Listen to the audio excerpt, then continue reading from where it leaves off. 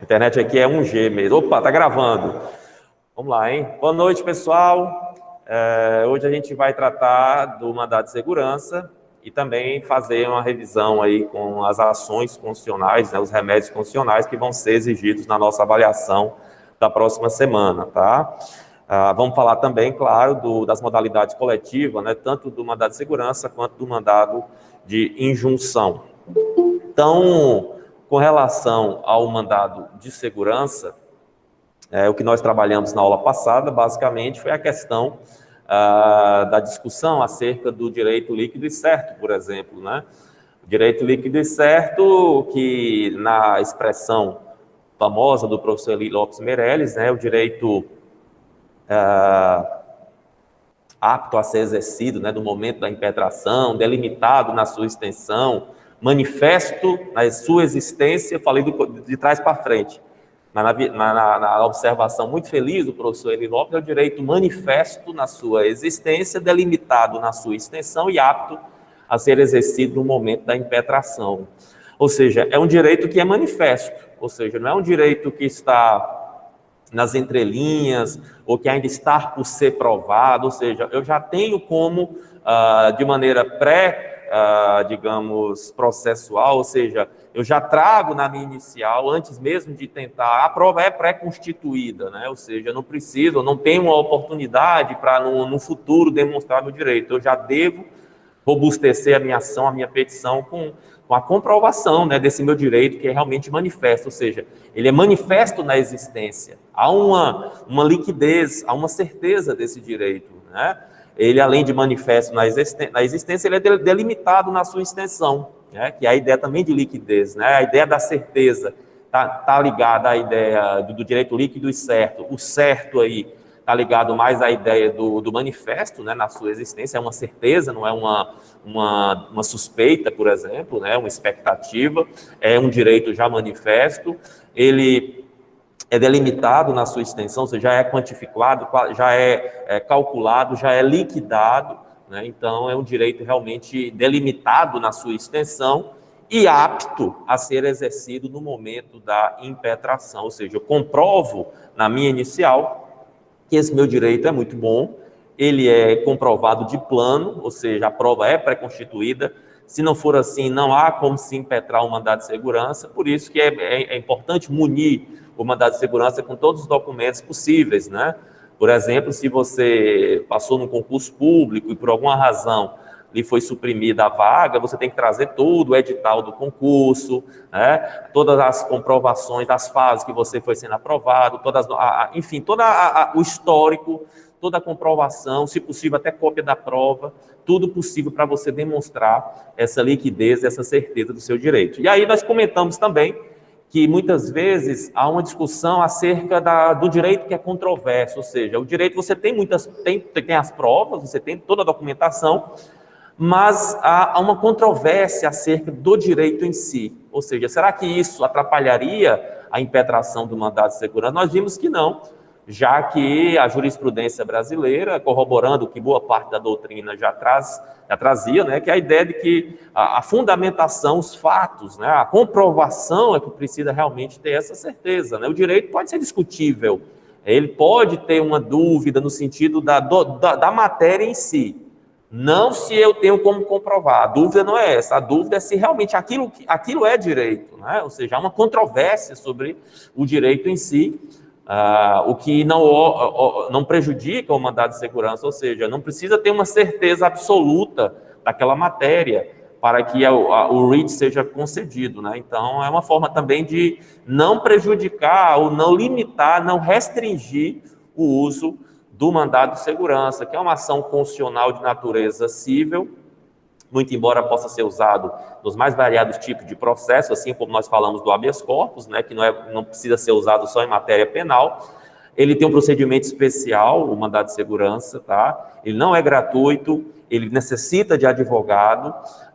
O mandado de segurança pode ser com legitimado ativo, tanto pessoa física quanto pessoa jurídica, tá? O legitimado passivo é a autoridade, enfim, é a instituição que por alguma razão está ferindo aquele direito líquido e certo. Lembrando que o mandado de segurança tem as duas modalidades, tanto preventiva quanto repressiva, tá? assim como o habeas corpus, né, o mandado de segurança também pode ser impetrado se o seu direito líquido e certo está ameaçado de ser prejudicado, né?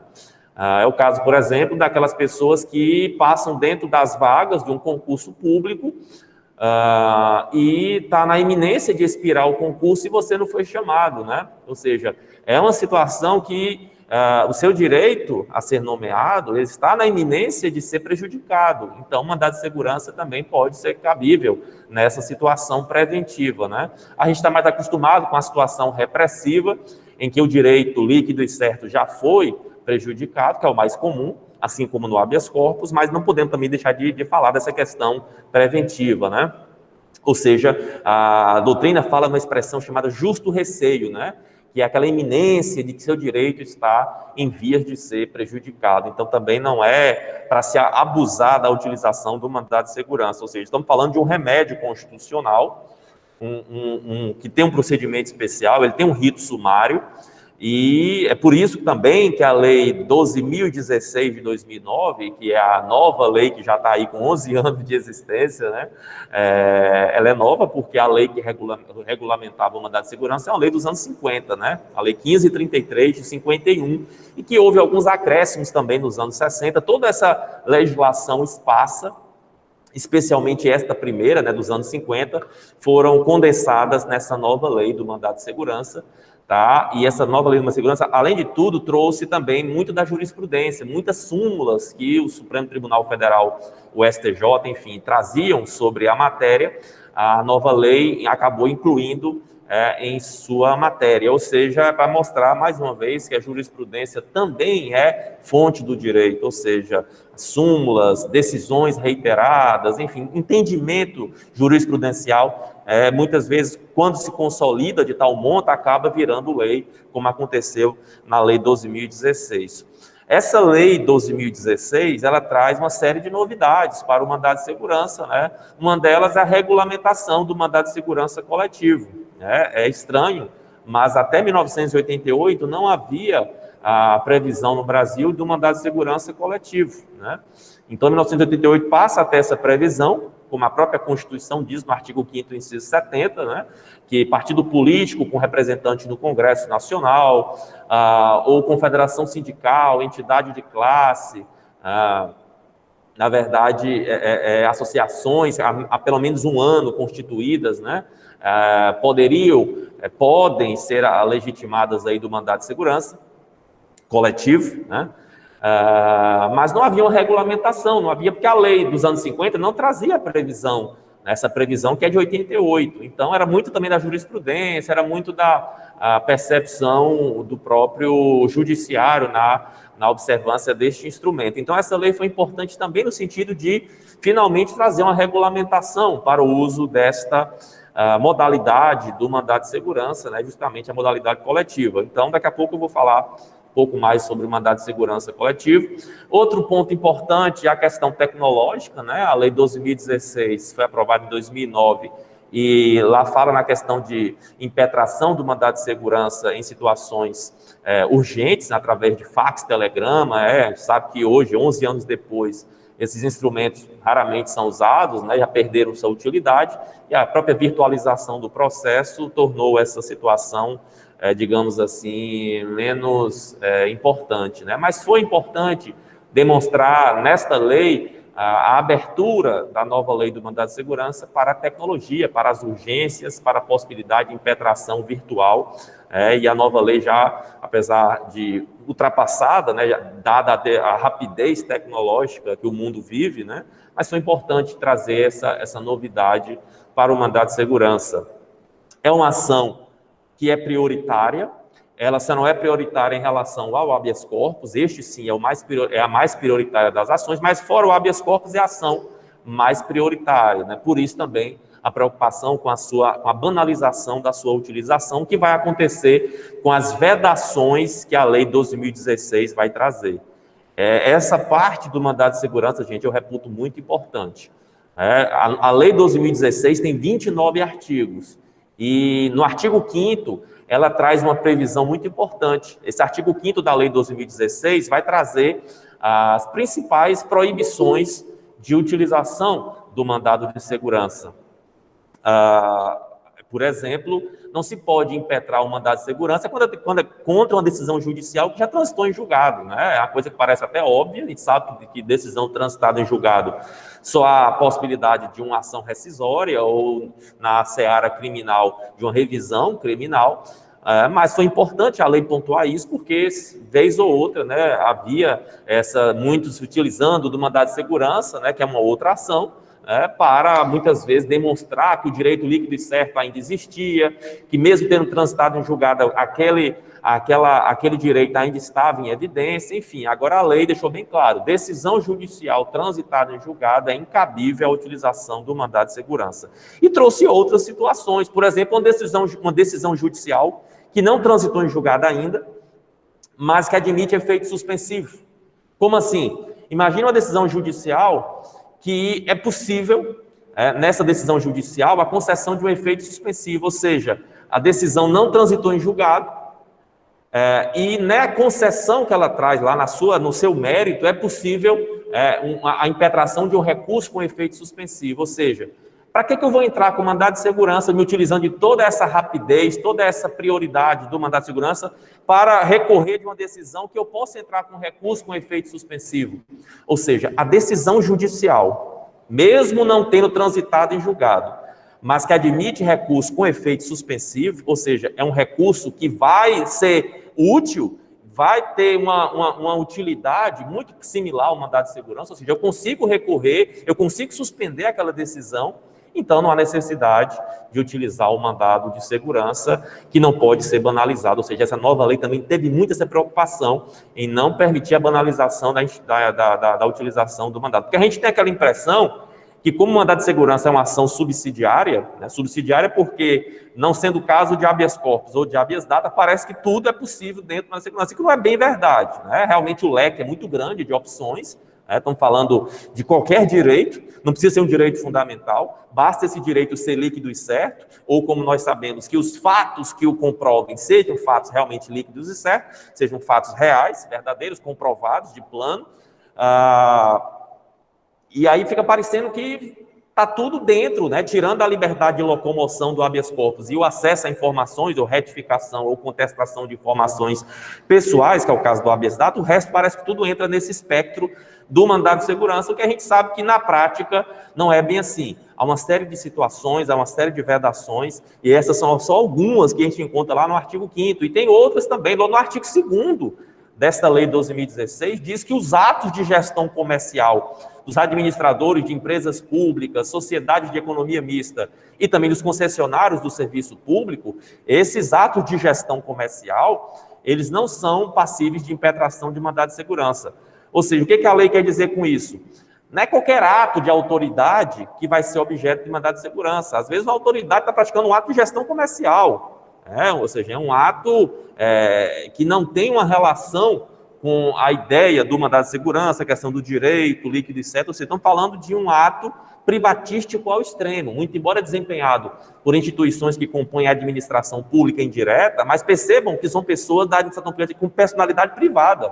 Estamos falando de ato de gestão comercial de empresa pública, que tem personalidade privada, vocês sabem, de sociedade de economia mista, que também tem personalidade privada, muito embora compreendam a administração pública indireta, e as concessionárias, claro, de serviço público também. Quando a gente fala em ato de autoridade, a Lei 12.016 também dá uma explicitada no que a Constituição é muito resumida. Qualquer autoridade. Desde que essa autoridade, qualquer autoridade pública, aí não escapa ninguém, ou qualquer autoridade privada, desde que essa autoridade privada esteja exercendo uma atividade de interesse público, por exemplo, educação, por exemplo, saúde, um diretor de um hospital, um diretor de uma faculdade privada, obviamente, dentro das atribuições do ensino. Eu não posso entrar com um mandado de segurança contra o diretor da faculdade, de uma faculdade, num ato que ele está praticando que não tem nada a ver com o ensino, com a educação. Você tem que ter essa relação, obviamente, com a função, com o interesse, com aquela matéria de interesse público, ou seja, não é que eu possa entrar com mandado de segurança contra um diretor de uma instituição que não está tomando uma decisão que não tenha nenhuma relação. Tem que ter uma relação com a educação, com a saúde, com esses assuntos de grande interesse. Então, nós podemos entrar com mandado de segurança contra uma autoridade de uma instituição privada, desde que essa autoridade esteja desempenhando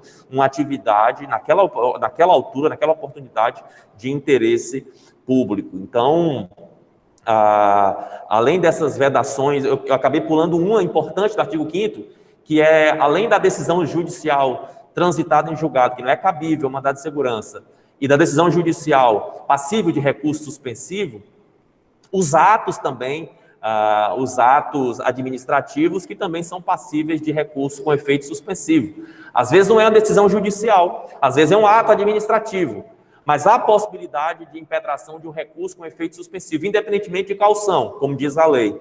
Ou seja, esse artigo 5º tem esses 3 incisos que mostram as principais proibições na utilização do mandado de segurança.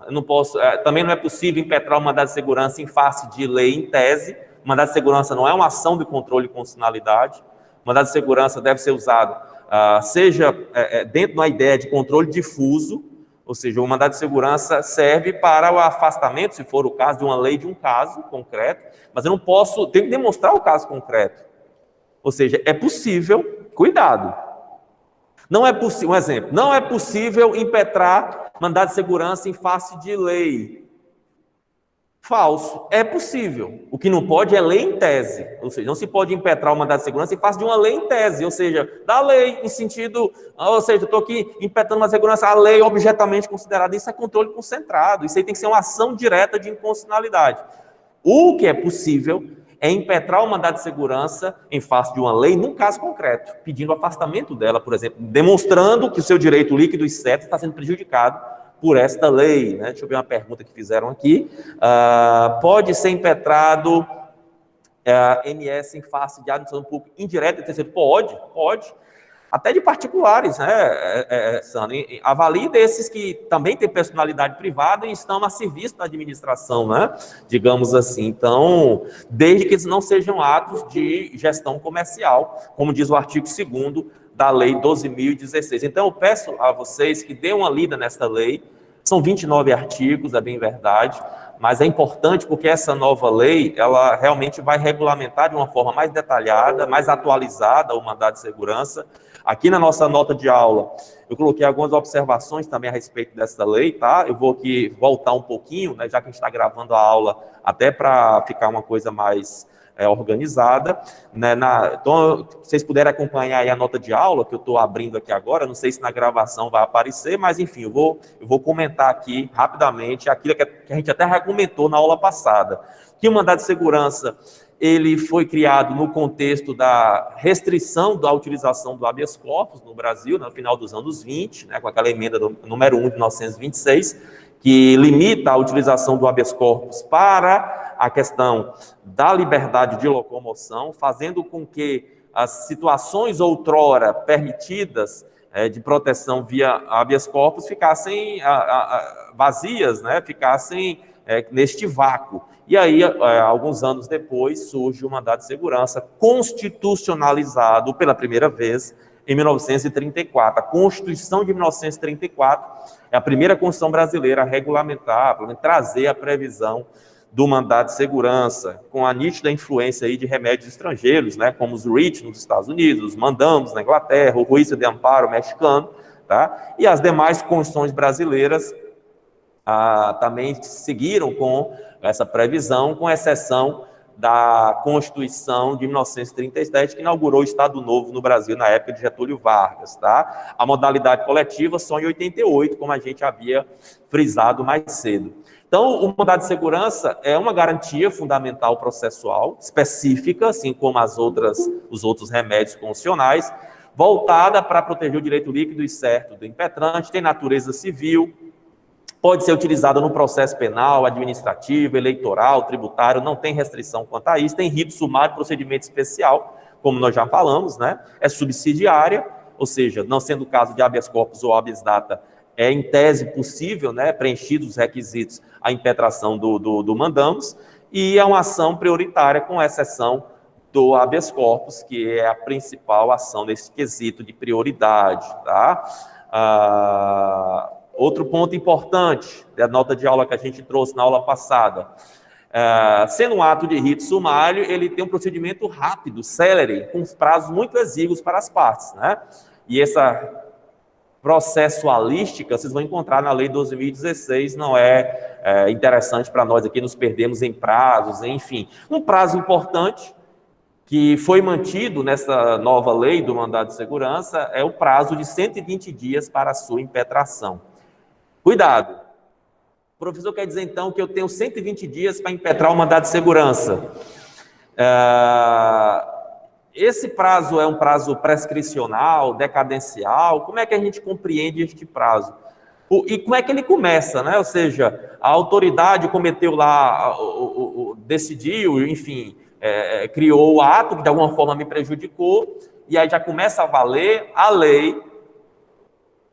Diz que este prazo de 120 dias, ele começa a partir da ciência do prejuízo, enfim, da decisão, do ato do interessado. Ou seja, eu só vou ter esse prazo iniciado de 120 dias para impetrar o mandado de segurança à medida em que eu tenha ciência dessa situação, né? Ou seja, fui notificado, ou de alguma forma eu tomei conhecimento daquela situação. Ou seja, passados 120 dias, eu não posso mais impetrar o mandado de segurança. Professor, mas crueldade, quer dizer que você tinha 4 meses, né, praticamente, para decidir impetrar uma ação rápida, uma ação com toda essa prioridade, né, e você perdeu a oportunidade em 4 meses, né? O que acontece? Há aquela discussão de prescrição, decadência. O que nos importa aqui não é nem isso, é saber o seguinte: você perde o direito de impetrar o mandado de segurança, passados 120 dias, mas você não perde o direito, materialmente falando. Isso quer dizer o seguinte: se você perder o prazo de impetrar o mandado de segurança, nada impede que você impetre outra ação, uma ação ordinária, uma ação cível, enfim. Cuidado, às vezes isso pode confundir. Ou seja, muitas vezes a gente pensa que passado 120 dias já era, perdeu, acabou. Não, você vai entrar com outra ação. Agora, uma ação que vai ter outro tipo de prazo, que vai ter outro processo, outra processualística, outro rito mais demorado, mas enfim, faltou também interesse processual da sua parte de buscar dentro desses 4 meses a utilização do mandado de segurança, tá? Então, o prazo aí de 120 dias, ele é decorrente do conhecimento desta decisão, enfim, desta ação da autoridade que tenha, de alguma forma, prejudicado ou ameaçado o seu direito, tá? Como nós falamos, as provas são apresentadas na petição inicial, em anexo, tá? Não são provas pré-constituídas, a comprovação de plano, não há uma possibilidade de futuramente apresentar essas provas. É possível, em tese, que excepcionalmente provas sejam colhidas depois. Imagina, por exemplo, você tem toda a documentação, mas tem um documento que você precisa demonstrar, mas que está de posse da administração pública, por exemplo, né, que está lhe negando esse documento, ou demorando para lhe entregar. Nada impede que você comunique isso à justiça, na sua inicial, e que o Poder Judiciário notifique a administração para apresentar esse documento a posteriori. Ou seja, há uma possibilidade, né? Então, assim, dá para a gente também observar que, excepcionalmente, um documento pode aparecer depois nos autos, né? Ou seja, um comprovante aí que esteja não na posse do interessado, do autor, mas sim da própria autoridade. Então, tem essa possibilidade também para a gente não achar que é impossível, no futuro, depois de impetrada a ação, nada mais pode ser acrescentado. Tem essa situação, tem essa possibilidade. Nós colocamos aqui na página 3 os requisitos básicos para a impetração do mandado de segurança. Primeiro, a existência de um direito líquido e certo, né? Como nós falamos aqui, uns fatos que comprovem essa liquidez e essa certeza, né? O seu direito pode ser até contestável, discutível, controverso, mas os fatos que corroboram esse direito precisam ser fatos certos, né? Fatos realmente definidos. Um ato comissivo, ou seja, uma ação, ou omissivo, ou seja, uma omissão da autoridade pública, ou agente de pessoa jurídica no exercício de atribuição pública. Ou seja, eu preciso, além de demonstrar o meu direito, os fatos acerca do meu direito, qual foi o ato, qual foi a omissão, ou seja, o que a autoridade fez, tem que estar demonstrado nos fatos, na fundamentação do meu pedido. E, claro, trazer aqui se o ato ou a omissão foi ilegal ou abusivo, ou seja, a ilegalidade ou abuso de poder que gere lesão ou ameaça ao direito líquido e certo. Então, esses são os requisitos básicos para a impetração do mandado de segurança, né? Essa trinca aí do direito líquido e certo, do ato ou omissão da autoridade e, claro, a questão de comprovar ou demonstrar também legalidade ou abuso de poder, ou seja, a contrariedade à lei, ou muitas vezes seguindo a lei, mas de uma forma abusiva, desproporcional, ou seja, assim como no habeas corpus, já falamos, né, que a prisão pode ser ilegal ou abusiva, aqui também tem a mesma ideia, ou seja, o ato da administração ou a omissão dela pode ter sido dentro até do que a lei prevê, mas de uma forma abusiva, de uma forma realmente que veio a constranger, de alguma forma prejudicar o direito daquela parte. Ou seja, o mandado de segurança não é uma ação de controle concentrado, abstrato, é uma ação de controle difuso, ou seja, estamos falando de um caso concreto, de uma situação concreta, estamos falando de um ato de uma autoridade que eventualmente feriu um direito líquido e certo de uma parte, este ato ou esta omissão foi ilegal ou abusivo, ou seja, tem que toda essa fundamentação dos fatos, né, que a gente coloca no processo, tem que estar comprovada de plano. Aqui comentamos o que o Eli Lopes Meirelles havia falado, né, sobre aquela expressão do direito manifesto na existência, delimitado na extensão e apto a ser exercido no momento da impetração, que nós já comentamos, que tem muito mais a ver hoje, o entendimento jurisprudencial com os fatos, né? Inclusive a súmula 625 do STF, que não é uma súmula vinculante, mas é uma súmula persuasiva, importante, né, um entendimento consolidado do STF, preleciona no sentido de que a controvérsia em matéria de direito não impede a concessão do writ, né, do mandado de segurança. Nesse sentido, o juiz não pode negar a concessão do mandado de segurança sob pretexto da matéria ser de grande complexidade ou de grande conflito, enfim, isso não é justificativa. O direito líquido e certo deve ser entendido como uma condição da ação, né, nos moldes do interesse de agir processual. Essa apresentação de prova, como nós já falamos, tem que ser pré-constituída, ou seja, de plano, isso é importante também. Esse rigor se justifica por conta da presunção relativa de veracidade e de legitimidade dos atos administrativos. Olha que interessante, gente.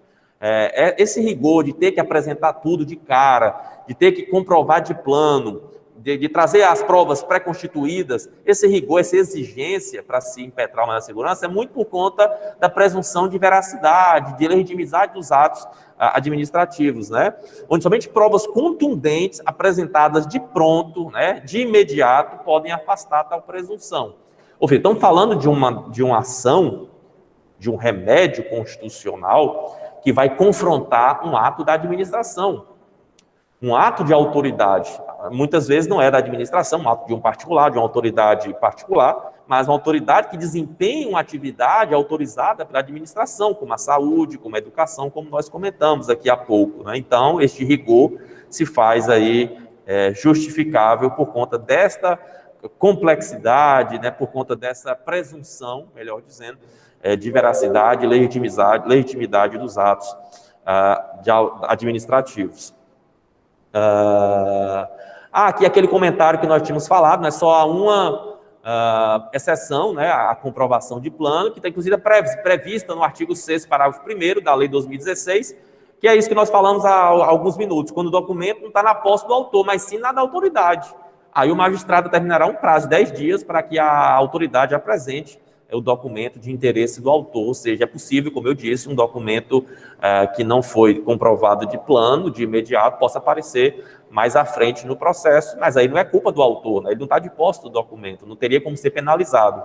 Ademais, não haverá mandado de segurança sem ato, seja administrativo, ou seja, um ato da administração pública, que é o mais comum, mas às vezes um ato legislativo também, né? Desde que esse ato legislativo não seja em tese, né? Ou seja, estamos falando aqui de uma lei em sentido amplo, um decreto, qualquer ato legislativo pode ser contestado via mandado de segurança, mas não em tese, ou seja, eu posso contestar um ato legislativo que especificamente está ferindo o meu direito líquido e certo. Esse nexo causal tem que ser demonstrado, ou judicial, que também é bem comum, como nós mostramos, exceto se já transitou em julgado, se esse ato, essa decisão judicial é passível de recurso com efeitos suspensivo, como nós já mostramos, tudo previsto no artigo 5º da Lei 12.016. Por exemplo, o STF entendeu cabível a impetração de mandado de segurança em seu âmbito contra ato da mesa diretora da Câmara.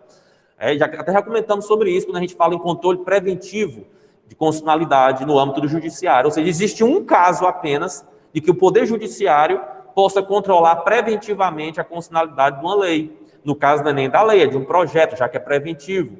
No caso de um parlamentar federal, seja um deputado federal ou um senador, que impetre o mandado de segurança no STF, claro, porque ele está entrando contra um ato do Congresso Nacional, do processo legislativo que está sendo realizado dentro do Congresso Nacional. E isso acontecendo, estamos diante de um controle preventivo, ou seja, a partir de um mandado de segurança. Não poderia ser um ADI, porque primeiro o deputado ou senador não é legitimado. Seria a mesa da Câmara ou do Senado, que é legitimado para entrar com ADI. Primeiro ponto. Segundo ponto, estamos falando de um projeto e não de uma lei. E a ADI não serve para projeto, então o mandado de segurança serve. Serviu, não tem previsão nenhuma disso no Brasil, mas o Supremo Tribunal Federal entendeu que era legítima a pretensão do parlamentar à época e outros processos, outros mandados de segurança já foram impetrados dentro dessa natureza. Ou seja, percebam que apesar das restrições legais, apesar da especialidade do mandado de segurança, ele tem uma amplitude muito grande, haja vista não haver uma grande delimitação da sua matéria. Ou seja, sendo direito líquido e certo, não amparado por habeas corpus ou habeas data, obviamente, não dentro dessas exceções, dessas vedações previstas na lei, o mandado de segurança pode ser impetrado em diversas situações, né? A base constitucional do mandado de segurança se encontra no artigo 5º, 2 incisos, 69 e 70. O 69 é a modalidade individual e o 20 e o 70 é a modalidade coletiva. A regulamentação legal é a Lei 12.016, que revogou a antiga Lei 1533, né, sendo subsidiário o manejo do CPC, do Código de Processo Civil. Obviamente, em situações de vácuos, enfim, situações que não há uma expressa regulamentação, nada impede aí a observância do Código. Na verdade, a própria Lei 12.016 faz essa previsão que, de forma subsidiária, possa utilizar também o Código de Processo Civil. Esta nova lei trouxe diversas novidades para o mandado de segurança. A exemplo, a possibilidade de protocolamento por meios eletrônicos, como a gente já havia falado, né? E das vedações para a sua utilização, que seguiram algumas súmulas e entendimentos já consolidados na jurisprudência, especialmente do Supremo e do STJ, além da regulamentação de sua modalidade coletiva, da sua espécie coletiva, né? Realmente os autores costumam falar que as modalidades são preventiva, repressiva e as espécies coletiva, individual, tá? Mas também não tem nenhum problema você falar modalidade coletiva, até porque são questões apenas doutrinárias, tá? A competência para a sua impetração se baseia naturalmente na autoridade do seu foro. Lembra que eu disse do mandado de segurança impetrado no STF por um parlamentar federal? Por que ele impetrou no STF? Que era contra um ato da autoridade Congresso Nacional, no caso, né, a mesa do Congresso Nacional, que tem aí o Supremo como o competente para julgar. Por exemplo, mandado de segurança contra atos da Presidência da República, dos ministérios, do Congresso Nacional, Tribunal de Contas da União, naturalmente, competente será o Supremo Tribunal Federal. Mas se uma ação for contra um diretor de hospital público ou de escola pública, né, vai ser a Justiça de primeiro grau. Federal ou estadual, a depender de qual unidade da federação esteja vinculado ao hospital ou colégio, claro, né? Se for um colégio federal, um hospital federal, justiça federal, um colégio estadual ou municipal, um hospital municipal ou estadual, justiça estadual. Se for hospital ou colégio privado, será da justiça estadual de primeiro grau, mas se for contra ato ou omissão de diretor de instituição de ensino superior, faculdade, centros universitários, a competência será da Justiça Federal de primeiro grau. Aqui são alguns exemplos para vocês verem a questão de competência que também é prevista na Lei 12.016, além da própria Constituição. Nos órgãos colegiados, o mandado de segurança deverá ser impetrado contra seus presidentes, pois ele é o representante máximo do órgão que subscreve o ato e responde, obviamente, por sua execução. Então, sendo o órgão colegiado, como um tribunal, por exemplo, né, você vai manejar for decisão do tribunal. Sim, o tribunal é um colegiado, mas ele tem na figura do presidente a autoridade, né? Não dá para colocar todos os embargadores como autoridades no mandado de segurança. Eu vou colocar, obviamente, o presidente do órgão, tá? E aí as duas espécies, né? repressiva, que é a mais comum, surge quando o direito líquido e certo for violado por ação ou omissão do legitimado passivo, autoridade pública ou agente de pessoa jurídica no exercício de atribuições públicas, e preventiva, quando o direito líquido e certo está na iminência de ser prejudicado, na questão do justo receio que nós já tínhamos falado. Neste último caso, destaca-se que o pressuposto fundamental para o cabimento da tutela preventiva reside na existência do justo receio, ou seja, que a ameaça seja objetiva e real, e não apenas uma mera suspeita do autor. Tem que restar clara ainda que a autoridade está inclinada, incontestavelmente, a concretizar o ato ameaçador. Já publicou, por exemplo, uma decisão que vai tomar, já deixou na imprensa, já deixou em declarações que vai tomar uma decisão, enfim, que aquele prazo que eu disse para você do concurso vai expirar no dia tal e outro concurso será realizado, enfim, tem que ficar claro que isso realmente vai acontecer. São legitimadas ativas para impetrar o mandado de segurança todas as pessoas com capacidade postulatória, físicas ou jurídicas, públicas ou privadas, nacionais ou estrangeiras, órgãos com capacidade processual, como mesas de tribunais, órgãos legislativos, e até universalidade de bens e direitos, como condomínios, espólios, massas falidas, todos esses podem ser autores, né? Ou seja, aquela diferença que nós sabemos entre a personalidade jurídica e a capacidade postulatória. Às vezes a universalidade lá, enfim, a entidade não tem personalidade, mas tem capacidade postulatória, e aí é importante observar essa abrangência também do mandado de segurança.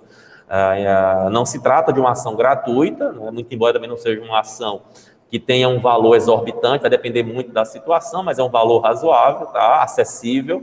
Obviamente, se não tiver condições de pagar esse preparo, esta ação, enfim, existe a questão do pedido de justiça gratuita, tá? Comprovando a pobreza na forma da lei.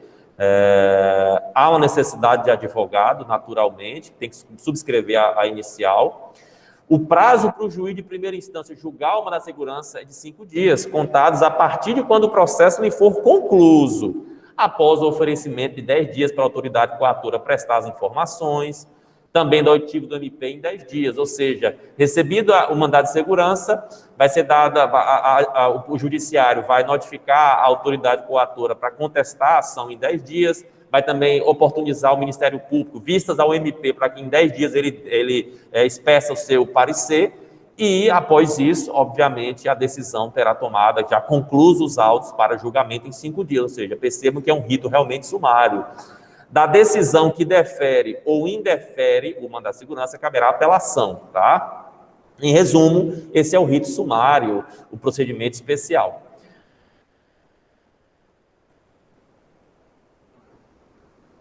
Estou aqui vendo se vocês estão escrevendo alguma coisa, às vezes eu não vejo, tá? Mas tá tudo bem, né? Estão me ouvindo bem? Tá muito rápido?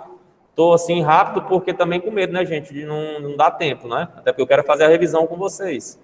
Mas eu quero bater bem no mandado de segurança porque é realmente uma ação bem estratégica, bem importante. Vocês estão me ouvindo bem? Vai beber uma água aqui para dar uma melhorada aqui na garganta.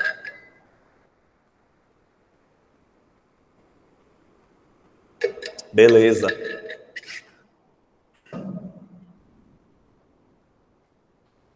Então, bora lá. Continuando. Sendo oponível contra ato de autoridade, importante esclarecer que esta é a impetrada, o legitimado passivo e a autoridade, juntamente com a pessoa jurídica a ela vinculada. Não se deve confundir tal autoridade com um funcionário à frente da ação ou omissão prejudicial ao impetente. Eu vou dar um exemplo para vocês. Imagina que você vai fazer um concurso público e aí o funcionário que está lá recebendo lá as inscrições diz que você não pode fazer por tal razão e te mostra o edital expedido lá pelo, sei lá, pelo diretor do órgão, pelo reitor da universidade. Quando você for impetrar o mandado de segurança, não é contra aquele funcionário, né? Ele não é a autoridade, né? Então, não confundir o funcionário com a autoridade. Ou seja, você precisa saber a quem aquele funcionário está vinculado, subordinado, quem é realmente, de onde vem a ordem, e o mais importante, é aquela pessoa que pode reverter aquela decisão, ou seja, é a autoridade, é ela quem determina, digamos, quem dá a palavra final. Então, é importante, né, que seja impetrada o só necessário, né, que seja impetrado contra a pessoa, obviamente, responsável, que é a autoridade, não o funcionário, tá? Eu até coloquei aqui, se um agente de vigilância sanitária multa um estabelecimento comercial que violou uma portaria lavada para o secretário de saúde do município, esta é a autoridade, né? Não o funcionário lá, o servidor, enfim, que foi lá fazer a multa. Mas tem que ser impetrado não contra o agente, mas sim contra o secretário, por ele ser a autoridade, devendo integrar o polo passivo da ação também o município, que é a pessoa jurídica de direito público referida. Ou seja, quando você numa segurança contra a autoridade pública, além de você designar como legitimado passivo aquela autoridade, também deve colocar a unidade da federação a qual ele participa, qual é a pessoa jurídica que ele está vinculado ao município, ao Estado, à União, enfim. Outro ponto importante é que a jurisprudência dos tribunais superiores não admite condenação em honorários advocatícios nas ações de mandado de segurança, súmulas 512 e súmula 105 do STJ. Muito por conta da natureza especial desta ação, por ser um remédio constitucional e que certamente tem eu diria, existe essa benevolência com essa questão dos honorários advocatícios. A finalidade principal do mandado de segurança é a correção de ato ou omissão da autoridade. É que aquela multa seja retirada, no caso que eu disse da vigilância sanitária, é que a sua inscrição possa ser deferida, que você possa fazer o concurso, que ele foi proibido lá de acordo com o edital e o funcionário que lhe atendeu. Ou seja, essa é a sua finalidade do mandado de segurança. Por isso que é muito comum a impetração do mandado de segurança junto com um pedido liminar de antecipação de tutela, demonstrado, obviamente, o fumus boni iuris e o periculum in mora, que são os pressupostos da cautelar. Então, para exercer de pronto esse seu direito, né, haja vista ele ser um direito que tem uma boa verossimilhança, ou seja, é um direito que realmente é robusto, aparenta ser, e há um perigo na demora, é o caso, por exemplo, de quem vai fazer o concurso que lhe foi proibido, as inscrições encerram em 3 dias, enfim, não dá para você esperar a decisão final, como nós vimos aqui do Mandado de Segurança, 10 dias para cá, 10 dias para lá, 5 dias para cá. Então, é natural que se peça aí, preliminarmente, aí, a concessão da tutela antecipada, né? Eu tinha um professor, gente, de processo civil, que é um dos grandes nomes do processo civil brasileiro, né? Ele tem um livro que vocês devem ter lido já, de Teoria Geral do Processo, que é muito conhecido, o nome dele é José de Albuquerque Rocha, saudoso, falecido José Albuquerque Rocha. Eu tive a honra de ser aluno dele na graduação. E ele dizia o seguinte: a tutela antecipada, ela é aquela tutela que é já antecipada para uma das partes, diferente da medida cautelar, que não há essa antecipação. Ele fazia uma diferença técnica entre cautelar e tutela. Por exemplo, ele dava o seguinte caso: imagina uma disputa por um cálice de prata entre 2 partes, né? Quando o magistrado deixa uma das partes com o cálice, ele está aqui concedendo uma tutela antecipada para uma das partes. Mas se ele pega esse cálice e coloca nas mãos de um terceiro, de um depósito, enfim, de alguém para guardar, está concedendo uma medida cautelar. Enfim, essas ilustrações, elas são muito esclarecedoras, né? Porque a gente observa na prática que a medida liminar, a cautelar em geral, ela tem as suas possibilidades, né? Então, assim, geralmente o que se pede é a tutela antecipada, você já quer logo exercer, já quer que se esteja antecipada aquele direito que está em discussão. Então, por isso que normalmente se pede uma da segurança com com pedido de tutela antecipada, tá? Sendo cabível agravo de instrumento, tá? Contra a concessão ou negação do pedido liminar. Como já visto, é cabível mandar de segurança contra decisão judicial oriunda de outras esferas que não a cível, exemplo de varas criminais. O Supremo, inclusive, tem a súmula 701, que também não é uma súmula vinculante, é uma súmula persuasiva, mas é uma súmula interessante, em que é possível a impetração de mandado de segurança numa vara criminal, muito embora a natureza cível seja desta ação. O prazo prescricional, já falamos aqui de 120 dias, por que é um prazo prescricional? Porque o direito não decai, você não perde o direito. Na verdade, você prescreve o direito de impetrar o mandado de segurança, decorrido 120 dias desde a sua ciência. Mas o direito em si não se perde. Você pode entrar com outra ação para ir atrás do seu direito. Por isso que não é um prazo tecnicamente decadencial, tá? Expirado o prazo, não é possível impetrar uma mandado de segurança, mas outra ação civil, ordinária, né, poderá ser manejada para ampará-lo. Mas sem a prioridade, sem a especialidade, sem a celeridade típicas do mandado de segurança. E aí as modalidades, já comentamos aqui, né, individual e coletiva. E, por fim, as vedações do mandado de segurança. Então, eu quero que vocês deem uma atenção na lei a essas proibições, né?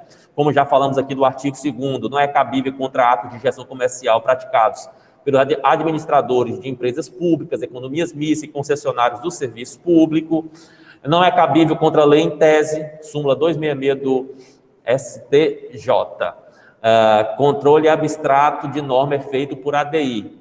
Mas se a lei for de efeitos concretos, caberá, perdão, aqui ficou um TSTF, essa súmula 266. Ou seja, como já falamos aqui, não é cabível contra a lei em tese, né? E não estamos falando de uma ação de controle concentrado, mas sim de um mandado de segurança.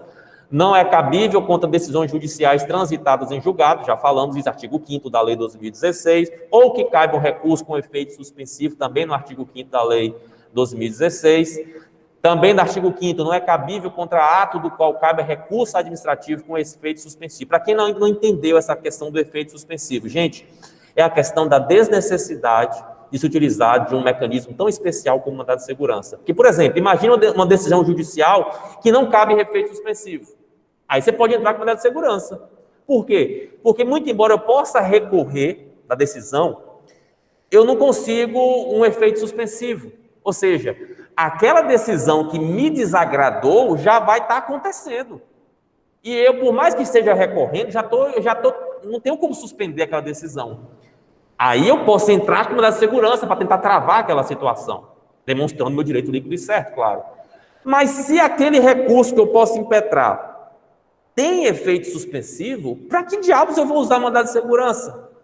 Ou seja, eu já tenho um instrumento bem hábil para proteger meu direito. Ou seja, eu vou entrar com recurso e nesse recurso peço a suspensão daquela decisão, ou seja, cabe esse efeito suspensivo, e aí você tem que ver a questão do Código de Processo Civil, enfim, todas as possibilidades, depende da situação, mas se couber recurso com efeito suspensivo, a decisão judicial que está sendo contestada, não cabe a impetração de mandado de segurança. Ou seja, tem um recurso interessante para você usar, não use mandado de segurança não. Não banalize a utilização desse instrumento, mais ou menos é a mensagem passada pela Lei 12.016. Não substitui a ação popular, que inclusive é um remédio constitucional que a gente vai tratar mais para frente, né, na MP3, e nem a ação de cobrança, súmula 101 e 269 do STF, respectivamente.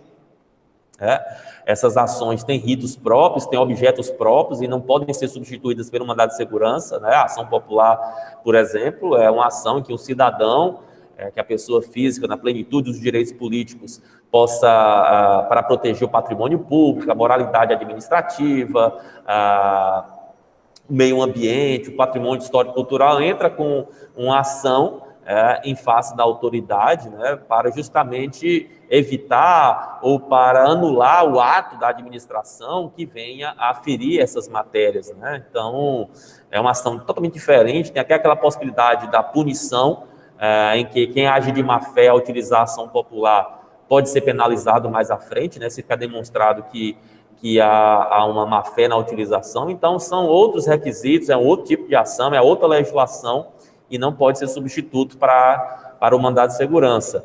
Não é cabível contra ato desportivo sem o prévio esgotamento da justiça desportiva. Ou seja, imagina que um clube é punido pelo Tribunal de Justiça Desportivo. Aí ele vai ter que recorrer para o STJD, Superior Tribunal de Justiça Desportiva, lá no Rio de Janeiro, né? É interessante que, como a Justiça Desportiva, a qual eu tive a honra de ser aqui no Ceará auditor por 4 anos, 2014 não, foi 2010 a 2014, não integra o Poder Judiciário. Inclusive, é outra composição, é outra estruturação. Para vocês terem ideia, eu era da primeira instância, e a primeira instância dessa justiça é colegiada, né? São auditores. E não tem assim um juiz desportivo, né, singular. E a cúpula desta justiça fica no Rio de Janeiro e não em Brasília, justamente por conta da CBF, né? a vinculação com a Confederação Brasileira de Futebol. Essa justiça desportiva só pode, o mandado de segurança, ele só pode ser impetrado após esgotar essas instâncias, ou seja, eu não posso, como representante, advogado de um clube aqui no Ceará, por exemplo, que fui punido no TJD do Ceará, eu não posso ser mandado de segurança se eu tenho ainda como recorrer para o STJD no Rio de Janeiro. Então, a própria Constituição, lá na ordem social, vai falar dessa questão do esgotamento prévio da atividade esportiva para impetração do mandado de segurança. Professor, isso é uma restrição, isso é inconstitucional. Não, isso está na Constituição. Primeiro ponto, não é inconstitucional, isso está na Constituição. Segundo, aqui é aquela coisa, gente, nenhum direito, nenhuma garantia, nada é absoluto. Ou seja, se eu tenho um instrumento para proteger meu direito, é natural que haja uma restrição na utilização de um remédio tão especial como este. Ou seja, quando se proíbe o manejo do mandado de segurança, por exemplo, decisão judicial que transite em julgado, é porque tem outro instrumento para aquilo, que é uma ação rescisória, ou uma razão criminal, se for uma ação na esfera civil. Aqui é a mesma coisa. Está dizendo que não pode usar o mandado de segurança sem o prévio esgotamento da atividade esportiva, porque dentro dessa justiça tem um aparato processual para ser usado, né? Ou seja, são restrições que se fundamentam e não prejudicam a busca pelo direito daquele clube, enfim, daquele atleta. Aí outros casos de descabimento do mandado de segurança. Não é cabível contra a matéria interna corporis, matéria privada dos poderes, como as estatutas nos seus regimentos internos. Não cabe ao STF conhecer originariamente de mandado de segurança contra atos de outros tribunais. A própria súmula 624 do STF fala disso. A concessão de liminar ou a homologação de acordo constitui faculdade do juiz, inexistindo direito líquido e certo tutelável pela via do mandado de segurança, súmula 418 do TST. Não cabe mandado de segurança para impugnar enquadramento da Lei 3.780 de 1960, que foi recepcionada, que envolve exame de prova ou de situação funcional complexa, súmula 270 do STF. Não cabe mandado de segurança das decisões interlocutórias exaradas em processos submetidos ao rito da Lei 9.099/95, a Lei dos Juizados Especiais, marcada pela celeridade nas causas de menor complexidade. E, por último, entende o STF que não possui lesividade que justifique a impetração do mandado de segurança, ato seu que determine o retorno dos autos à origem para a aplicação da sistemática de repercussão geral. Então, esses entendimentos, essas decisões, essas súmulas, são aí mais elementos para demonstrar todo o cuidado e não se banalizar o mandado de segurança. Não fiquem atônitos para a nossa prova, basta você compreender as vedações previstas na lei, não precisa chegar nessas vedações aí da jurisprudência não, tá? Em suma, o mandado de segurança não deve ser encarado apenas como um procedimento civil de jurisdição especial e contenciosa, mas, mais do que isso, por força constitucional, ele se apresenta como verdadeira garantia fundamental processual, uma cláusula pétrea, inclusive, entre outras atinentes ao nosso Estado democrático de direito. Beleza, gente? Então, em resumo, desculpem se fui rápido, mas é a hora aqui, né? Já estamos aqui faltando só meia hora, 35 minutos para o nosso final de aula, eu ainda quero fazer uma revisão com vocês sobre a prova, e deixa eu dar logo a boa notícia para vocês a respeito dela, da prova. A nossa prova de primeira chamada, na próxima semana, eu não vou cobrar as modalidades coletivas do mandado de segurança e nem do mandado de injunção. Vai ficar para a segunda chamada desta mesma prova, ou seja, quem não fizer a prova semana que vem vai ter o mesmo conteúdo, com exceção do acréscimo aí das modalidades coletiva do mandado de segurança e do mandado de injunção. Porque eu vou falar aqui rapidinho o que é mais importante. Primeiro, as modalidades coletivas, elas trazem a ideia de legitimação extraordinária. Estamos falando aqui de substituição processual.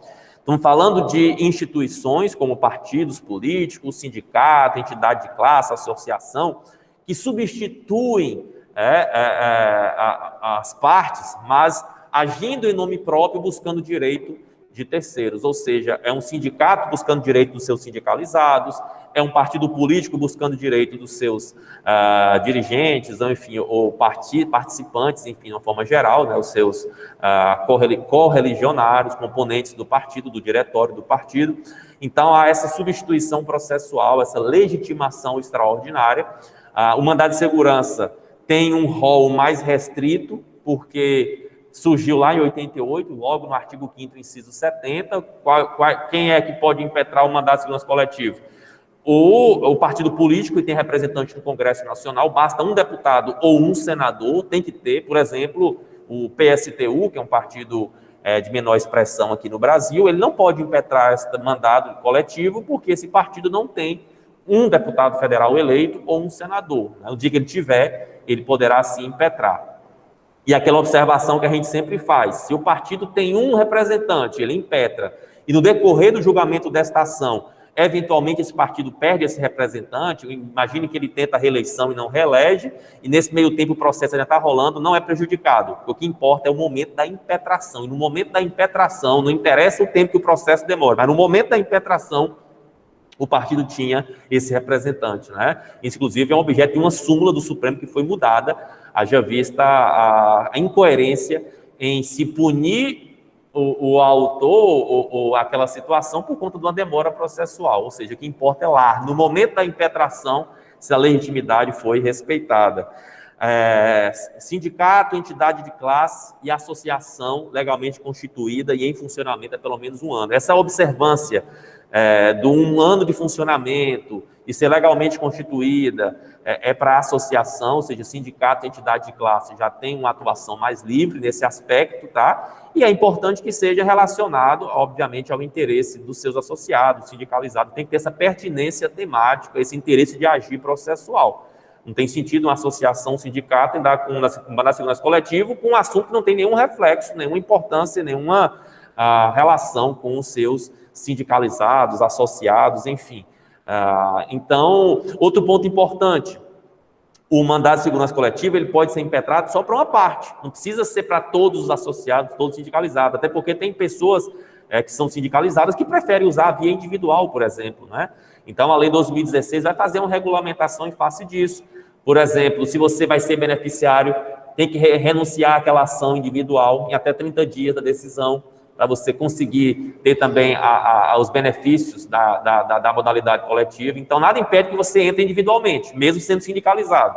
Nada impede que o sindicato esteja buscando o interesse de alguns associados. Imagina, por exemplo, uma associação, um sindicato que tenha, sei lá, centenas de sindicalizados, só que alguns deles são mais antigos e têm direito, por exemplo, direito a uma remuneração, a um tipo de quinquênio, enfim, aqueles direitos mais antigos, né, que os mais novos servidores sindicalizados não têm. Então, nada impede que o sindicato e a associação brigue por um direito parcial, não precisa ser de todos os sindicalizados, tá? Então, essa, em resumo, são as previsões aí da Lei 12.016 com relação ao mandado de segurança coletiva. E com relação ao mandado de injunção coletivo, segue essa mesma lógica do mandado de segurança, tá? A diferença está prevista em outra lei, que é a Lei 13.300 de 2016, que é a lei do mandado de injunção. Pela primeira vez se regulamenta, se fala formalmente na modalidade coletiva do mandado de injunção, que já se admitia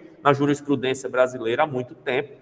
Se utilizava muito das regras do mandado de segurança coletivo, mas faltava uma lei que realmente explicitasse a existência da modalidade coletiva do mandado de injunção, que é a Lei 13.300. Uma diferença básica é nos legitimados, né?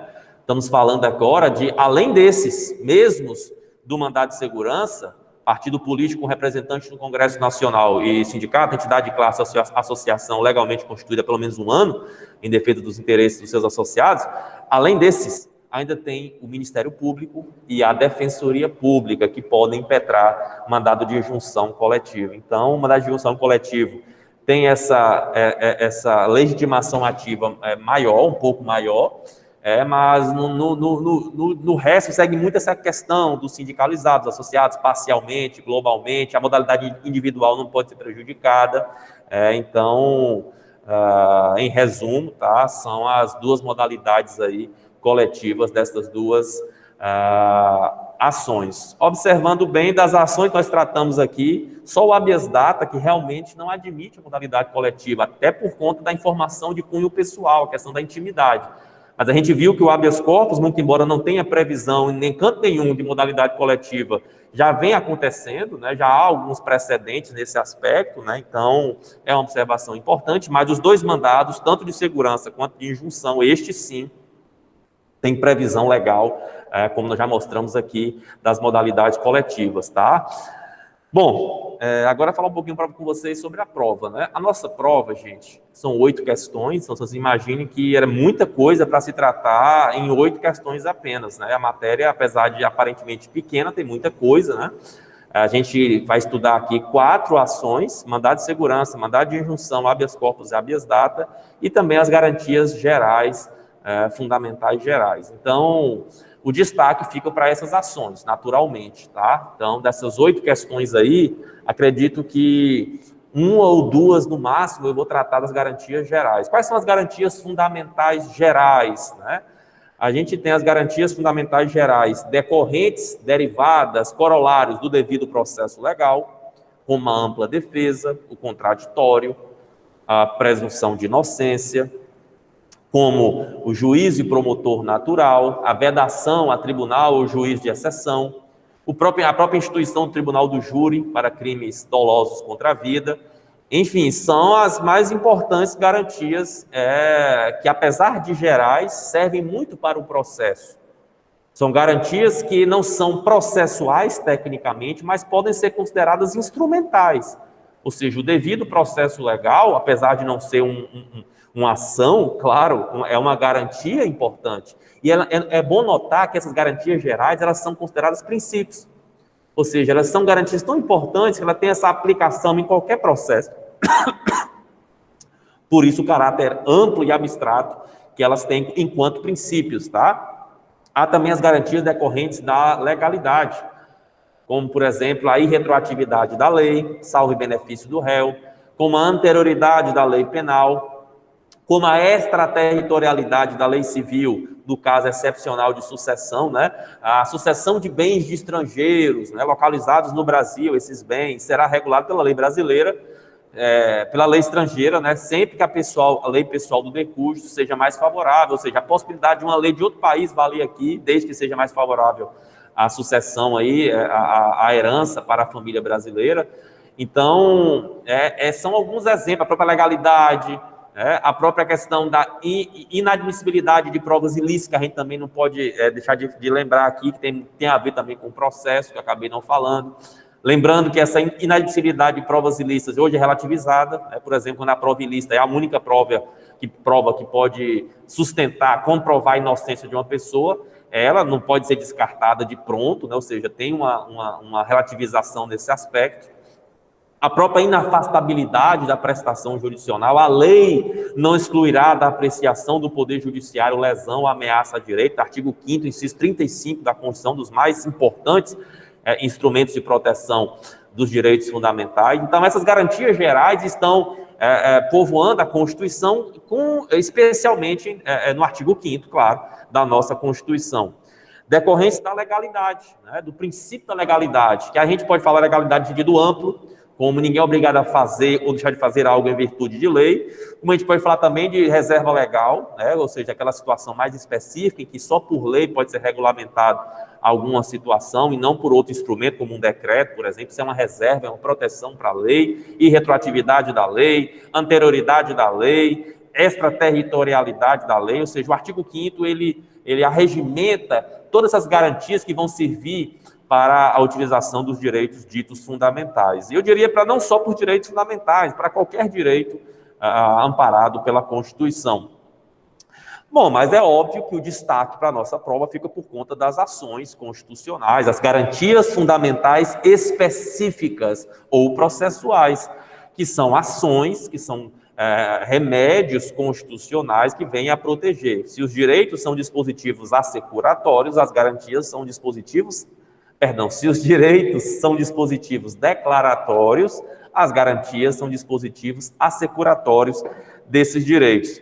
Assim, O habeas corpus é o mais antigo, o mais tradicional desses remédios constitucionais, é uma ação que tem suas origens no direito romano, e especialmente no direito inglês, né, desde a Magna Carta, desde a Revolução Gloriosa, desde o Habeas Corpus Act de 1679. É um remédio constitucional que chegou ao Brasil logo na época do Império. Muito embora não tivesse previsão na Constituição do Império, que falava em liberdade, em proteger o cidadão contra atos abusivos, né, da administração ou de qualquer outra autoridade, mas não havia uma previsão específica para o habeas corpus, que surge no Código Criminal da época e também no Código de Processo Criminal dos anos 30, lá do século XIX. Mas aí a primeira Constituição a textualmente falar em habeas corpus, de fato, foi a Constituição Federal dos Estados Unidos do Brasil, de 1891. E naquela altura, o habeas corpus falava em liberdade, mas não restringia a sua utilização à liberdade física, motora, ambulatorial ou de locomoção. Por isso que surgiu a tese do Rui Barbosa, a teoria brasileira do habeas corpus, em que se poderia manejar o habeas corpus para situações paralelas à liberdade de locomoção. Teoria esta que cai por terra em 1926, quando surge uma emenda constitucional, número 1, à Constituição da época, restringindo finalmente a utilização do habeas corpus para a liberdade de locomoção, abrindo caminho para a criação, alguns anos depois, do mandado de segurança. O habeas corpus volta a aparecer nas demais constituições brasileiras, lembrando que ele sofreu restrições como nas ditaduras, né? Como, por exemplo, no Estado Novo de Getúlio Vargas, né? A restrição à utilização do habeas corpus para crimes contra a segurança nacional, por exemplo. No próprio regime militar também teve essas restrições, tá? Foi só com a abertura política e especialmente com a atual Constituição é que o habeas corpus passou a ter a sua integralidade de volta. Então, o habeas corpus é uma ação constitucional de natureza penal, muito embora possa também ser utilizado em outras esferas, nada impede. Por exemplo, na Justiça do Trabalho, eu já vi habeas corpus sendo analisado, dependendo da situação, é possível, ou seja, não é só na esfera criminal que ele pode ser utilizado, claro que é o mais comum que isso aconteça. O habeas corpus não tem uma regulamentação legal, não há uma lei especialmente feita para o habeas corpus, muito embora o Código de Processo Penal seja uma referência, né? O Código de Processo Penal dos artigos 640, quem se lembra, quem me ajuda aí, gente? O CPP, que fala do habeas corpus, é do 649 ao 629 ao 649, não me lembro agora, me perdoem. Mas na parte que trata dos recursos, né, referentes ao processo penal. Mas cuidado, o habeas corpus não tem natureza recursal, muito embora... Obrigado, Carol. 647 a 667. Eu lembrava que eram 20 artigos, né? 21 artigos no caso. Só que o CPP coloca o habeas corpus como no capítulo referente aos recursos, né? Muito embora ele não tenha natureza recursal. É uma ação constitucional, um rito próprio, um rito sumaríssimo, especial, tá? É a ação prioritária por natureza, porque envolve o direito fundamental elementar, que é a liberdade física, né? Não há hierarquia entre direitos, entre princípios, vocês sabem, mas estamos falando de uma liberdade, eu posso dizer, primitiva do ser humano, de qualquer ser humano, que é a sua liberdade física, o seu direito de ir e vir e permanecer. E é por isso que o habeas corpus tem toda essa, eu diria, consideração legal, constitucional, a previsão constitucional dele, artigo 5º, inciso 68 da Constituição, conceder-se-á habeas corpus sempre que alguém se achar ameaçado ou já tiver prejudicado o seu direito de locomoção, né, por um ato ilegal ou abusivo da administração, da autoridade, enfim. Lembrando que a autoridade pública ou privada, no exercício de uma atribuição pública, por exemplo, um diretor de um hospital privado pode ter um habeas corpus sendo impetrado em face de um ato dele que não deixa, por exemplo, um paciente sair porque não pagou a conta, por exemplo, né? O habeas corpus pode ser impetrado. O que não se admite é um habeas corpus contra atos particulares, sem qualquer relação com assuntos de interesse público, né? Então, natural que não vamos usar habeas corpus quando a situação é um crime de cárcere privado. Aí não tem nada a ver com habeas corpus, aí é denunciar para a polícia e coibir aquela medida. Então, assim, atos de particulares tem que ser de autoridade, no exercício daquela matéria de interesse, como educação, como saúde, como nós já tínhamos comentado aqui. Ação autônoma de impugnação, pois é. Então, a figura do habeas corpus é de uma ação realmente especial, de uma ação que não deve ser banalizada, né? Até comentamos aqui a decisão do Supremo Tribunal Federal, em que se observou essa questão de não permitir a utilização do habeas corpus em situações que não têm a relação com a liberdade de locomoção, ou que pelo menos na modalidade preventiva não haja essa iminência de prisão. Ou seja, quando se impetra o mandado de segurança preventivamente, que fique claro no seu habeas corpus que aquela prisão, que aquela restrição à liberdade está na iminência de acontecer, não é uma mera suspeita, tá? Muito embora a modalidade repressiva, né, ou o habeas corpus liberatório seja o mais comum do que a modalidade preventiva. A modalidade preventiva, se expedia um salvo-conduto, que é justamente uma proteção que você tem para não ser detido, para não ter a sua liberdade restrita no exercício daquele direito que você está querendo exercer de forma legítima, como, por exemplo, o direito de não fazer prova contra si, de ficar calado na audiência, enfim, são exemplos de que você pode impetrar um habeas corpus preventivo nesse sentido para exercer um direito constitucional e não ser prejudicado por isso. O habeas corpus, ele é regido pelo princípio da universalidade e também da informalidade. Como assim universalidade? Qualquer pessoa pode impetrar o mandado de segurança, é a legitimação universal, qualquer pessoa física ou jurídica, criança, adolescente, estrangeiro, enfim, não há restrição à sua impetração. Por isso a questão da informalidade, ou seja, não dá para exigir, tendo toda essa amplitude, a questão da forma. Claro que se é um habeas corpus impetrado por um advogado ou por uma instituição que tem a condição de ter uma assessoria jurídica, há um rigor, e é por isso que a gente precisa entender, dentro do Código de Processo Penal, como é que se expede, como é que se impetra, um habeas corpus, que tem também toda aquela questão da formalização, dos fatos, do direito, do pedido, a questão do cabeçalho, enfim, tudo isso a gente precisa, obviamente, dentro da faculdade de Direito, a gente tem que saber. Aquela coisa, o habeas corpus não precisa de um advogado assinando, é a única ação constitucional, o único remédio constitucional que não há obrigatoriedade no advogado, né? Assim como a reclamação trabalhista no primeiro grau e as ações de juizado especial. Mas em relação a remédio constitucional, é só ele que tem essa flexibilidade. Mas é óbvio que com a figura de um profissional, de um conhecedor do direito, de uma função essencial à justiça, como o advogado é natural que ele seja útil nesse processo. E aí tem que ter, obviamente, esse conhecimento mínimo para a impetração do habeas corpus, perdão. Então, em resumo, isso é o que é de mais importante sobre o habeas corpus. Se lembrem também das suas vedações, ou seja, não se pode entrar os dois, Carla, né? Eu acabei falando no singular princípio, mas princípios da informalidade e universalidade. Obrigado pela correção. As suas proibições, por exemplo, a Constituição fala da proibição da utilização do habeas corpus, no artigo 144, parágrafo 2º, as punições disciplinares militares não poderão ser combatidas via habeas corpus, né? A gente sabe que pode, não é um desrespeito à Constituição.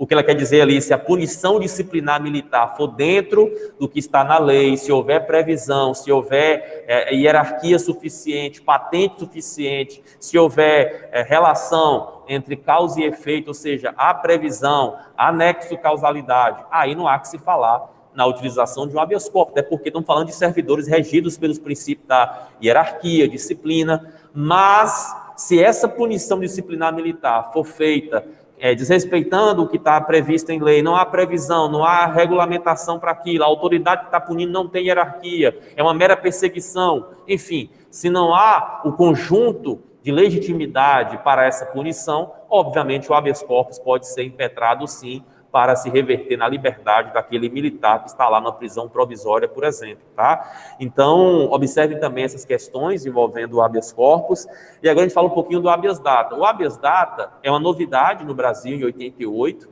é uma resposta ao regime militar que, de certa forma, prejudicava o acesso a informações pessoais, a própria retificação dessas informações. Então, o Brasil cria um instituto para proteger a informação pessoal e, obviamente, a dignidade, a privacidade, a intimidade das pessoas. Esta ação de habeas data está prevista no artigo 5º, inciso 72 da nossa Constituição, e permite a qualquer pessoa física ou jurídica o seu exercício. Ou seja, as empresas também têm informações pessoais, são pessoas jurídicas, né? Não achemos apenas que a questão aqui é para a pessoa física. E só lembrando aqui do habeas corpus, a legitimação é universal para impetrar, mas para ser paciente, naturalmente, tem que ser uma pessoa física, uma pessoa natural, já que é ela quem vai ter a liberdade de locomoção a ser assegurada. Ou seja, é possível a impetração de um habeas corpus de terceiro, ou seja, uma pessoa impetrar uma pessoa jurídica, impetrar um habeas corpus para proteger o paciente e o seu diretor, por exemplo, a pessoa física, né? Ou seja, uma coisa é ser o autor, o impetrante, outra coisa é ser o beneficiário, o paciente, né? E, obviamente, o legitimado passivo vai ser a autoridade. Então, a gente tem essas três pessoas aí, essas três, entre aspas, esses três, tá me faltando a palavra, não são três partes, mas, enfim, estamos falando de três denominações que devem ser bem diferenciadas, especialmente impetrante e paciente. O paciente, o beneficiário do habeas corpus, é a pessoa natural, a pessoa física. Há aquela discussão se os animais também seriam protegidos. Por isso ainda é um debate longo, né, mas já há um entendimento que se espera que futuramente alguns animais, especialmente os primatas, possam também ter essa concessão, né, como já falamos aqui de habeas corpus impetrados para animais aqui no Brasil e em alguns países. Lembrando que o habeas corpus de terceiro tem que haver uma autorização, uma permissão, né? O impetrante deve ser pessoa física, ou pode ser jurídica também, né? Quem deve ser pessoa física é o paciente, né? O beneficiário. O impetrante pode ser qualquer pessoa. A pessoa jurídica, ela pode estar impetrando em favor de um diretor, por exemplo. O impetrado, sim. Não, o impetrado é a autoridade, né? O delegado, é o juiz, enfim. É a autoridade ali, que aí sim é a pessoa física. Aí eu entendi agora. Não sei se a Juliana está corrigindo o que a Carla perguntou, enfim. Vamos lá. Impetrante, qualquer pessoa, física ou jurídica. Impetrado, a autoridade, ou seja, o delegado, o magistrado, enfim, quem está lá responsável pela prisão, enfim, pela restrição de liberdade, ou está ameaçando nesse sentido, né? Professor, eu posso entrar com habeas corpus? Por exemplo, eu estou passando por investigação, estou sendo investigado e estou percebendo que já vão bater na minha porta e vão me prender. Eu posso entrar com habeas corpus para evitar essa prisão? Sim. É o que se chama de habeas corpus profilático, né? Que é o habeas corpus que pode trancar um inquérito policial ou uma ação penal. Isso pode acontecer também. Tudo bem, Otávio? Tranquilo, né? Já estamos encerrando também aqui, faltam 12 minutos. Obrigado pelas palavras, enfim, por esclarecer, por justificar, enfim, poderia muito bem sair, nem dar para falar nada, mas fico feliz dessa consideração. Valeu, boa sorte também, boa noite e até semana que vem, se Deus quiser. Vocês estão vendo que eu estou bem acelerado, é realmente o medo do tempo acabar e eu não terminar a revisão. Então, voltando aqui para o mandado de injunção, nós sabemos que a Constituição fala, voltando para o habeas data, calma. Voltando para o habeas data. O habeas data, apesar da Constituição falar em duas possibilidades, dois pressupostos, né, dois objetos, ou seja, tanto o acesso à informação quanto a retificação, nós sabemos que a Lei 9.507 de 97, que é a lei que regulamenta o habeas data, ele traz uma terceira hipótese. Uma terceira hipótese que foi muito polêmica na época, né, que era a questão de anotar a contestação, mas que a jurisprudência e a própria doutrina entendem hoje que não há qualquer inconstitucionalidade, ou seja, é uma ampliação do habeas data, não é uma restrição. Ou seja, foi a prática que trouxe essa possibilidade, porque às vezes a informação é verídica, não tenho como retificá-la, mas eu posso anotar uma informação, uma contestação sobre essa informação. É importante observar que eu não preciso impetrar 2 ou 3 habeas data para buscar esses direitos. no mesmo habeas data, eu peço para ter acesso à informação e, se for o caso, retificá-la ou anotar a contestação, se for o caso, tá? Outro ponto importante, a questão da necessidade de uma instância administrativa obrigatória. Também havia uma crítica se isso... Anotar a contestação, Carla. Por exemplo, imagina que a informação que consta lá, você quer ter acesso e acessou e conseguiu. A administração não dificultou o seu interesse. E aí você observa que tem uma informação lá que é verdadeira. Você não pode pedir a retificação do que é verdade, mas você quer que essa informação tenha um asterisco, uma observação. Você quer anotar que ela está sendo contestada, essa informação. É mais comum na questão do SPC Serasa. Você está devendo, de fato, mas está contestando aquela dívida e quer que essa informação conste do seu banco de dados. Ou seja, quem acessar essa informação vai ver assim, a Carla está devendo, reconhece, mas está discutindo essa dívida. Ou seja, ela tem uma justificativa, coisa que a Constituição, Carla, não trouxe essa previsão, só falava em retificar. Só que você não tem, às vezes não dá para retificar, mas dá para você fazer uma observação. Posso acessar a informação e retificar ao mesmo tempo? Sim, você pede, porque na verdade não teria sentido você entrar com a habeas corpus para acessar, e aí o juiz determina que você vai acessar. Aí você acessa e vê que tem uma coisa errada. Aí você entra com outro habeas data, né? A lei não fala disso, mas a prática, a jurisprudência mostra que no mesmo habeas data você pede, porque ele tem a dupla natureza, o habeas data. Ou seja, a decisão dele, ela é mandamental, no sentido de a justiça que defere o pedido de habeas data manda que a autoridade lhe mostre as informações, lhe dê acesso, e também tem a natureza constitutiva. Ou seja, a decisão em sede de habeas data que concede, ela também pode conceder no sentido que seja retificado, ou seja, perceba que não é uma ação meramente mandamental, mas sim de constituir, de mudar, tem essa natureza constitutiva, por justamente fazer uma alteração naquela informação. Mas às vezes não é possível fazer alteração, e aí é possível sim fazer uma anotação de contestação. Então, o normal é você pedir o acesso à informação e ou retificar ou anotar, se for o caso, vai depender da informação, da situação, claro, né? Mas você não precisa impetrar 2 ou 3 habeas data para exercer seu direito, né? Não teria sentido, seria um contrassenso. Mas volto a dizer, não há regulamentação quanto a isso. Se você pegar a lei 9.507, ela não fala disso que eu estou falando, isso aqui é mais a prática mesmo. Mas eu estava dizendo da súmula 2 do STJ, que exige essa instância administrativa obrigatória. Isso não é inconstitucional. Por quê? Porque não há sentido entrar com habeas data se não houve o pedido administrativo, até verbalmente, oralmente, você chegar na repartição e pedir a sua informação que está lá no banco de dados. Banco de dados público ou de caráter público, né? Ou seja, estamos falando de um banco de informações pessoais.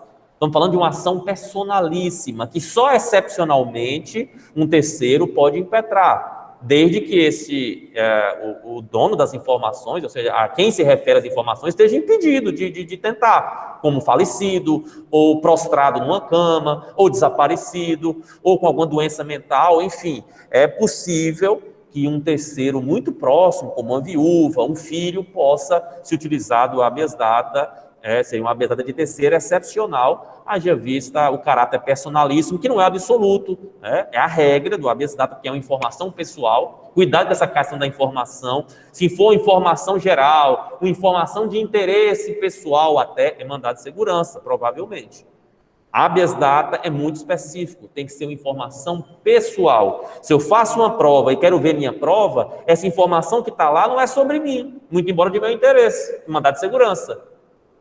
Mas se eu quero ter acesso à informação, a banco de dados sobre mim, dados pessoais, meu nome, meu CPF, meu endereço, minha profissão, tudo que tem sobre mim numa repartição, que eu trabalhei ou que eu tenho um cadastro, aquelas informações são pessoais. Aí eu tenho que entrar com habeas data, tá? Então, fiquem atentos com como vem sendo perguntado isso na prova. Mas eu queria voltar na instância obrigatória. Por que é constitucional? Primeiro que o habeas data, como qualquer garantia, não é absoluta. Não é uma garantia absoluta. Não há nenhuma garantia que seja absoluta. Pode sofrer restrições. Ah, mas é uma restrição ao exercício de uma garantia constitucional. A Constituição não fala disso. Ela não restringiu. Mas a Constituição não é incapaz de falar tudo, de regulamentar todas as situações, todos os detalhes. Aqui é uma situação muito clara. Qual é o sentido de se impetrar um habeas data se você não se deu nem o trabalho de ir na repartição e pedir a informação ou retificá-la? A repartição poderia fazer isso na mesma hora, né? Então, não tem sentido você já partir para a justiça, já partir para o exercício de uma prerrogativa que você poderia resolver de forma administrativa muito mais fácil, sem precisar inchar a justiça, sem precisar tumultuar o poder judiciário. Então, é uma exigência aí, eu diria, razoável, proporcional, e é por isso que não é inconstitucional pensar e definir desta forma, tá? A impetração do habeas data. Então, em resumo, isso é o de mais importante com relação ao habeas data, tá? E com relação ao mandado de injunção, para a gente finalizar, faltam só 4 minutos, a gente acabou falando algumas coisas de mandado de injunção aqui, especialmente mandado de injunção coletivo, então vou me deter no individual. Primeiro, os requisitos do mandado de injunção, que também é uma novidade de 88, muito por conta dessa questão de se perceber que o perigo à Constituição não está apenas nas normas que aferem, mas na falta delas. Quando a Constituição traz uma série de situações que precisam de uma regulamentação. Há dispositivos na Constituição que não têm efetividade, que dependem de uma regulamentação, são as chamadas normas de eficácia limitada, dependentes de uma complementação, elas têm uma aplicabilidade imediata, indireta e não integral, ou seja, precisam ser regulamentadas, e isso muitas vezes não acontece. Nós temos uma Constituição há 32 anos, e acreditem, há vários dispositivos nela que não foram ainda regulamentados, na forma da lei, nos termos da lei, a lei tratará, e essa lei não aparece. São vários exemplos aqui, né? A gente pode, por exemplo, lembrar do direito de greve do servidor público, que não tem regulamentação. Até hoje, eu preciso de uma decisão do Supremo Tribunal Federal em face disso, artigo 37, inciso 7.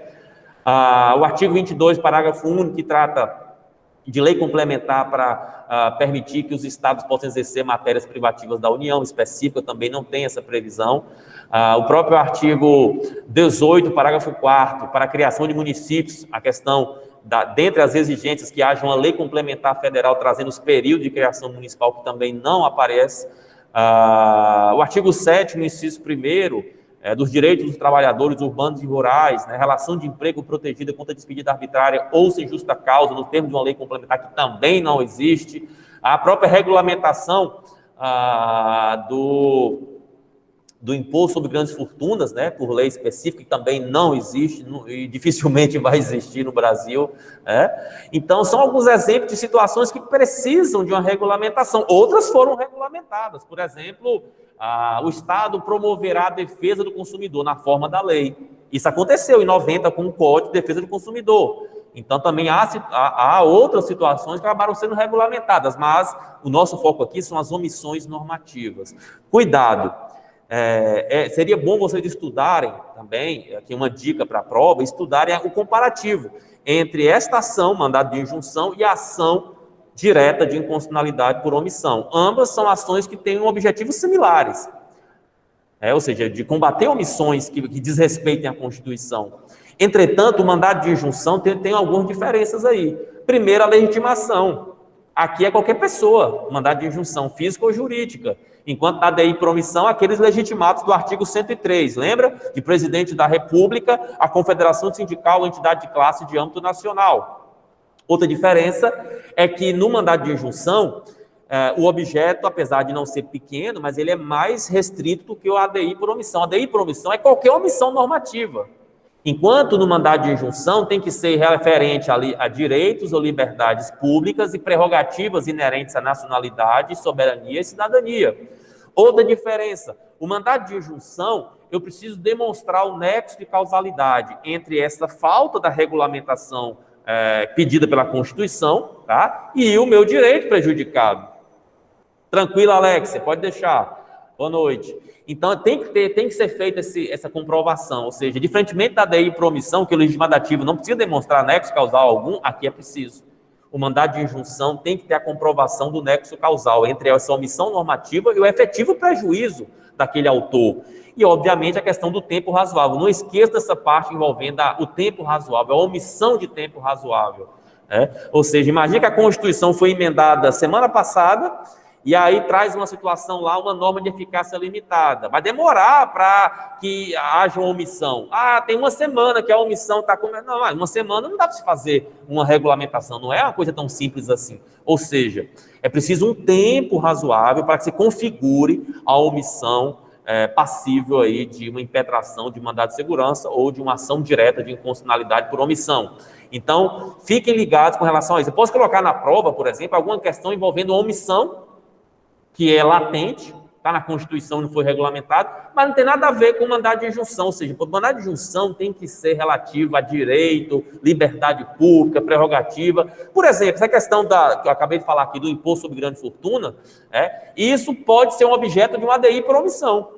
A falta de regulamentação pedida há 32 anos, mas para o mandado de injunção é difícil. Porque como é que eu vou comprovar que a falta de previsão legal de imposto sobre grande fortuna está ferindo o meu direito, a minha prerrogativa, a minha liberdade? Enfim, não tem como relacionar. Então, o espectro, o objeto do mandado de injunção é um pouco mais restrito do que a ADI por omissão. Então, essas são as diferenças básicas, né? E, claro, os efeitos. E aí eu peço também que vocês estudem esses efeitos. Na ADI por omissão, a gente sabe, os efeitos são diminutos. Se for uma omissão legislativa, é dado ciência ao poder omisso para tomar providências, que muitas vezes não são tomadas. Se for uma omissão administrativa, pelo menos há um prazo lá de 30 dias para ser regulamentado. Mas no mandado de injunção, não. No mandado de injunção tem 2 artigos na Lei 13.300, eu peço que vocês estudem esses 2 artigos especialmente, o artigo 8º e o artigo 9º da Lei 13.300, que tratam dos efeitos da concessão do mandado de injunção, onde prevaleceu a tese concretista, ou seja, o Poder Judiciário, na decisão, tem condições de dar uma definição para aquele direito, ou seja, dar um prazo para o poder omisso regulamentar. Se não o fizer nesse prazo, a própria decisão pode trazer as situações, pode trazer as condições para que aquele direito seja utilizado. Se em outra decisão, por exemplo, aquele prazo não foi respeitado, pula esse prazo, já começa direto a regulamentação. Essa tese concreta, essa teoria concretista que prevaleceu na lei já era trazida pelo Supremo Tribunal Federal, que, dependendo do caso, ia para uma tese concretista direta, às vezes indireta, às vezes intermediária, às vezes geral, individual. Qual é a tese que está na lei, professor? A tese da lei, a regra, é a teoria, a tese concretista, indireta e individual. Como assim? Porque concretista, porque a decisão vai resolver o problema. Mas resolve de cara? Não, indiretamente, que vai te dar um prazo para o poder omisso resolver o problema, regulamentar. E vale entre as partes, como regra. Ou seja, a decisão vai valer para as partes. Estamos falando de um mandado de injunção e não de uma ação de inconstitucionalidade, que tem efeitos erga omnes, efeitos interpartes. Entretanto, há essa questão de, dependendo da situação, o judiciário, indireta isso, concretista e indireta, mas há a possibilidade do Poder Judiciário estender os efeitos para outras partes, ultrapartes, artigo 9º da Lei 13.300, ou ainda erga omnes para todos, né? Então, essa tese concretista individual é a regra, tese concretista individual indireta, porque não é o judiciário que vai resolver, ele vai dar um prazo para que a regra é esta, né, para que o poder omisso resolva. Se o poder omisso não resolver nesse prazo, aí o judiciário vai trazer as condições naquela decisão. Então, a regra é a concretista indireta e individual, ou individual indireta, enfim. Mas, como eu disse, essa é a regra, que tem algumas exceções. Por quê? Porque se o Supremo entender conveniente, o judiciário, perdão, entender conveniente, vai, obviamente, ter efeitos aí, não só individuais, mas também gerais, ultrapartes, para outras partes, ou ainda erga omnes ou para todos. Lembrando que a competência para o mandado de injunção vai decorrer, obviamente, da autoridade omissa. Se é o Congresso Nacional, é possível que você impetre o mandado de injunção diretamente no STF. É interessante isso, né? Às vezes a gente acha que a gente não tem como entrar com uma ação direta no Supremo Tribunal Federal. Dá, Imagina, por exemplo, um mandado de injunção, sendo que a omissão é do Congresso Nacional, seria uma lei federal que regulamentaria o seu direito. Você vai entrar com mandado de injunção diretamente. Ah, professor, é muito difícil. É por isso que muitas pessoas não vão buscar os seus direitos, né?